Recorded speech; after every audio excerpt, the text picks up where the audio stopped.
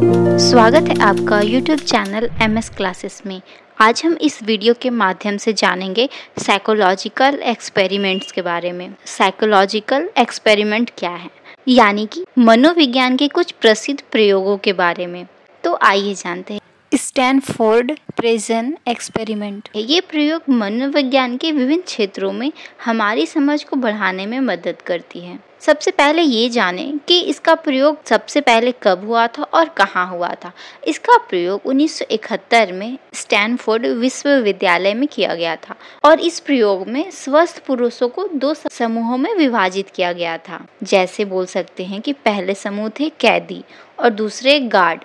कैदियों को एक अस्थायी जेल में रखा गया था और गार्डों को उन्हें नियंत्रित करने का काम सौंपा गया था। इस प्रयोग में कुछ दिनों के भीतर ही गार्डों ने कैदियों के साथ क्रूर व्यवहार करना भी शुरू कर दिया था और कैदी भी मानसिक रूप से टूटने लगे थे। इसी का परिणाम यह हुआ कि यह प्रयोग 6 दिन में ही बंद करना पड़ा। साथ ही ये 6 दिनों में जितना भी प्रयोग हुआ, इस प्रयोग में यह दिखलाने का कोशिश किया गया कि कैसे लोग आसानी से स्थिति के अनुसार अपने व्यवहार को बदल सकते हैं या नहीं बदल सकते। यह भी दिखाया गया कि कैसे सत्ता का दुरुपयोग लोगों को क्रूर बना सकता है। लेकिन यह एक्सपेरिमेंट बंद कर दिया गया।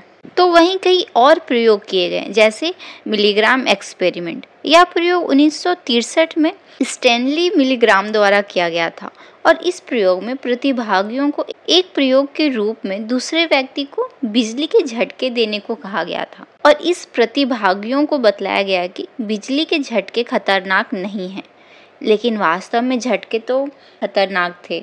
तो इसका नतीजा यह हुआ कि प्रतिभागियों में से अधिकांश ने दूसरे व्यक्ति को बिजली के झटके दिए, भले ही वे ऐसा करना चाहते थे या नहीं चाहते थे। लेकिन इस प्रयोग में दिखाया गया कि लोग आसानी से दूसरों को नुकसान पहुंचाने के लिए तैयार हो जाते हैं। जब उन्हें ऐसा करने के लिए कहा गया, तब भी दिखाया कि लोग अधिकार के प्रति बहुत आज्ञाकारी होते हैं। इस प्रयोग से यह स्पष्ट हुआ कि लोग ना चाहते हुए भी दूसरों को नुकसान पहुंचा रहे हैं। तो वहीं एक और टेस्ट, मार्शमैलो टेस्ट। यह प्रयोग 1972 में मेवाल्टर द्वारा किया गया था। इस प्रयोग में 4 से 5 साल के बच्चों को एक कमरे में अकेला छोड़ दिया गया और उन्हें एक मार्शमैलो दिया गया और बच्चों को बतलाया गया कि अगर वे 15 मिनट इंतजार करते हैं और ये नहीं खाते हैं तो उन्हें 2 मिलेगा।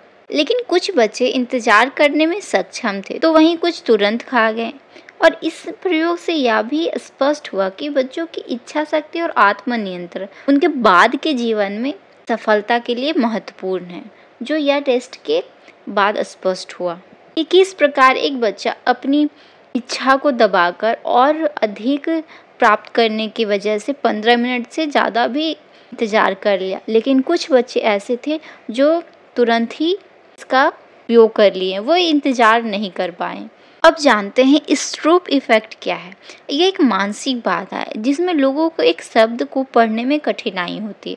यदि उस शब्द का रंग और लिखा शब्द अलग अलग होते हैं, तो जैसे बोल सकते हैं कि अगर शब्द लाल और नीले रंग से लिखा गया है तो लोगों को इसे पढ़ने में अधिक समय और प्रयास की आवश्यकता होती है। इस प्रकार के प्रभावों का उपयोग मनोवैज्ञानिकों द्वारा लोगों के ध्यान और स्मृति को समझने के लिए किया गया। तो वहीं इम्प्लिसिट एसोसिएशन टेस्ट में यह एक परीक्षण है। यह एक ऐसा परीक्षण है, यानी कि टेस्ट है, जो लोगों की अवचेतन और पूर्वाग्रह को मापता है और इस परीक्षण में लोगों को 2 श्रेणियों के बीच समानता या अंतर की तलाश के लिए कहा जाता है। जैसे बोल सकते हैं कि लोगों को यह बतलाने के लिए किया जाता है कि क्या एक शब्द अच्छा या बुरा है और या भी कि क्या एक शब्द पुरुष या महिला है। इस परीक्षण से पता चलता है कि लोगों में अवचेतन पूर्वाग्रह हो सकते हैं, भले वे खुद को समान मानते हो या ना। इस तरह से इन जितने भी प्रयोग, यानी कि जितने भी एक्सपेरिमेंट हुए हैं, उनके जरिए हम यह बोल सकते हैं कि ये कुछ प्रसिद्ध मनोवैज्ञानिक प्रयोग है, जिनके जरिए हम मनुष्यों के मन और व्यवहार के बारे में बहुत कुछ सीखने में मदद कर सकती है इन एक्सपेरिमेंट के माध्यम से। तो आज के लिए बस इतना ही।